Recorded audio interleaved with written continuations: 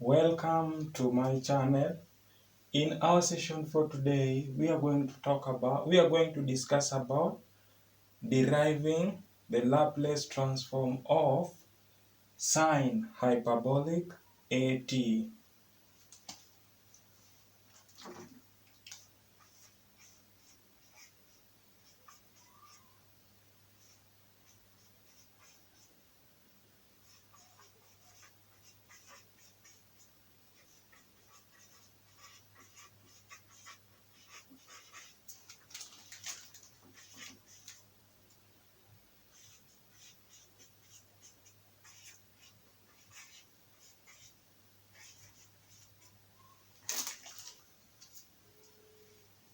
By deriving the Laplace transform of sine hyperbolic using the first principle, the first thing that you need to master and understand is about the first principle formula. And when it comes to the first principle formula, this is what we need to understand.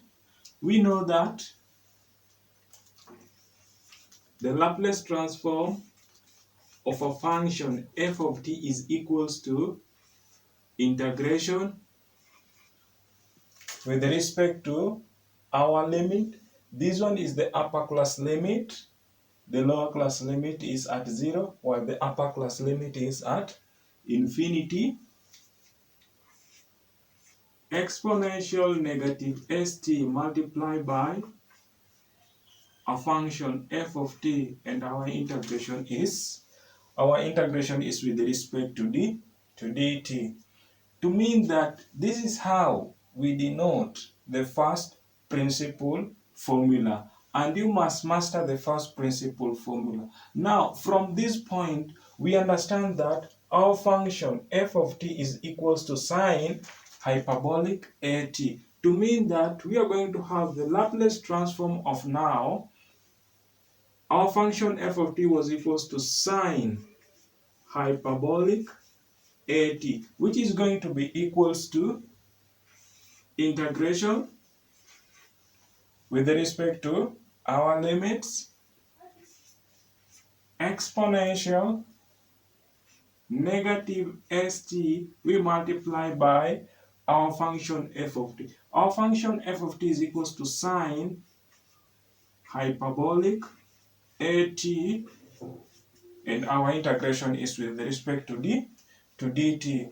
Now, from this point, we need to change the sine hyperbolic at into an exponential. And we understand that sine hyperbolic theta is equals to a half we multiply by exponential x we subtract from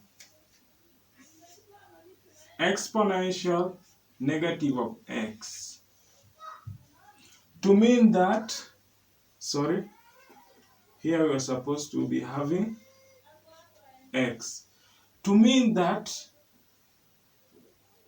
our angle here, x, is equals to 80. So we are going to have the sine hyperbolic from this formula. 80 is going to be equals to a half into exponential 80 we subtract from exponential negative 80. We come and close our bracket. So sine hyperbolic 80 is equals to whatever we are having on this side. To mean that when you get back to our working, we say that the Laplace transform of our function f of t is going to be equals to integration with respect to our limits, the upper class limit and the lower class limit. Exponential negative st was contained in the formula. We come and multiply by sine hyperbolic 80. But what is sine hyperbolic 80? We understand that sine hyperbolic 80 is equals to, here we are going to have a half into exponential at negative exponential negative at. And our integration is with respect to dt. We can come and factor out a half, and we are now going to have the Laplace transform of now our function f of t is going to be equals to a half. We multiply by from lower class limit up to the upper class limit, 0 up to infinity. And then we can come and open the bracket whereby we can say exponential negative st is we multiply by exponential at. We come and subtract from this one, we multiply by the other, and we're going to have negative st. We come and multiply by exponential negative at, and everything is being integrated with respect to dt. Now, at this point, what we need to apply now is the laws of indices. By application of the laws of indices at this point, we understand that when the bases are equal and it is a multiplication, we are going to take one of the bases and add the powers. And this is what I mean. Now we are going to have the Laplace transform of our function f of t is going to be equals to a half into, here we are going to have exponential in bracket, since we are going to take one of the bases which is the exponential, and then we add the power because of the multiplication in between. Here we are going to have negative s, we add to a, and our multiplication is with respect to dt. And here we were supposed to be having this, an integral from the upper class limit to the lower class limit. Don't forget about that. We subtract from exponential. Here we are going to have negative s. We subtract from a. We come and factor out our term of t, and our integration is with respect to dt. Now, let us do our integration with respect to each and every term. By taking our integration, now we are going to have the Laplace transform of a function f of t is going to be equals to now a half into the integral of this exponential. We are going to have negative a t all over negative s we add to a.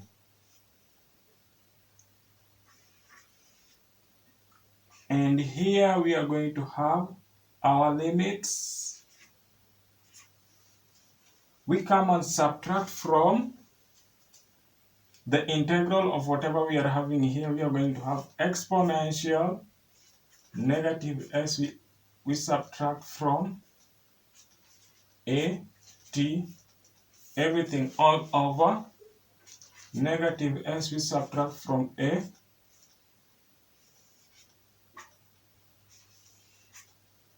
We come and insert our limits. At this point now, we are going to do away with the limits. And by doing away with the limits, this is what we are going to have. The Laplace transform of now our function f of t is going to be equals to a half into, we can come and factor out the denominator, negative s we add to a. We come and multiply by, on this bracket now, exponential negative s we add to a. We come and insert the upper class limit, we subtract from exponential negative s, we add to a, we come and insert the lower class limit. This is on our first bracket here. Let us now get to our second bracket. We are going to subtract from exponential, 1 all over negative s, we subtract from a into, here now we are going to have exponential into negative s, we subtract from a, we come and insert the upper class limit, we subtract from exponential into negative s, we subtract from a, we come and insert the upper class limit.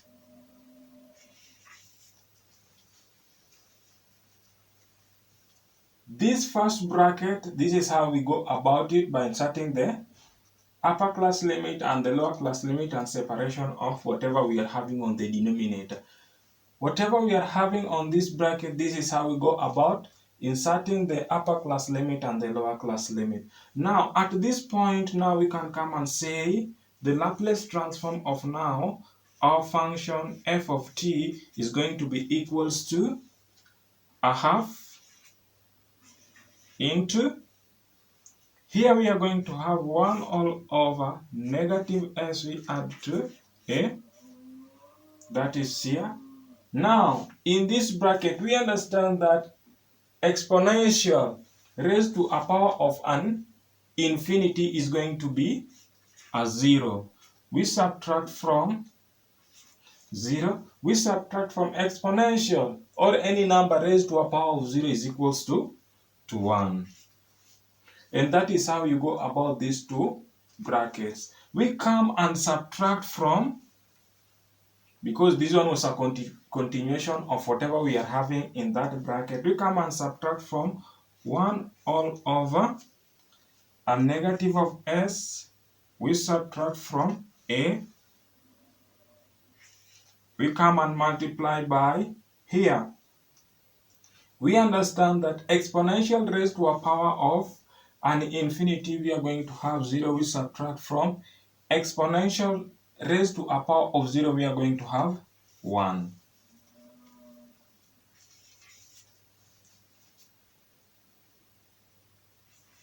Our function f of t is going to be equals to a half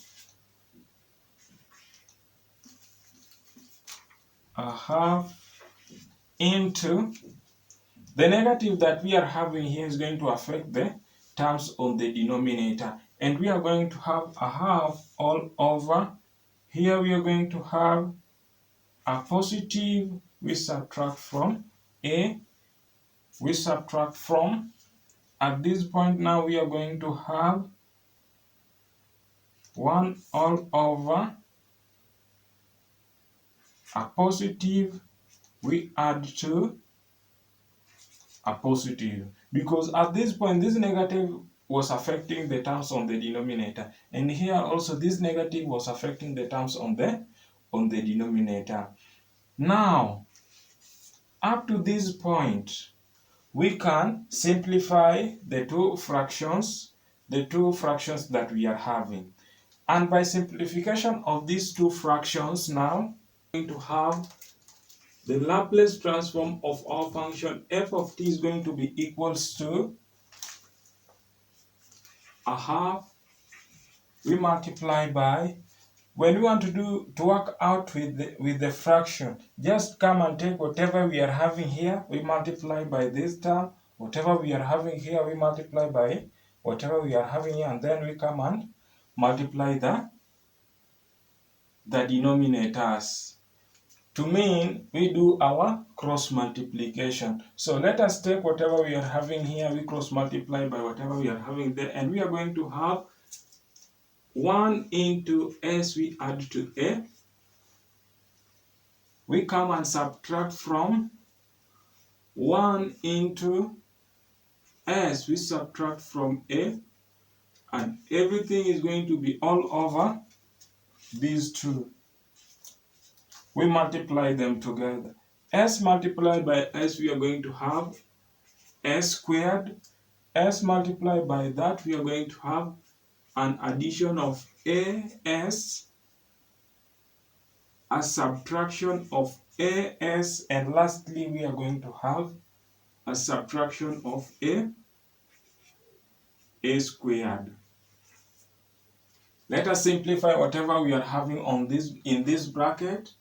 Now the Laplace transform of our function f of t is going to be equals to a half into, on the numerator we are going to have s, we add to a, we subtract from s, we subtract from a, all over, on the denominator this one is a negative, this one is a positive, this one is a negative, they are going to cancel out, and we are going to have s squared, we subtract from a squared.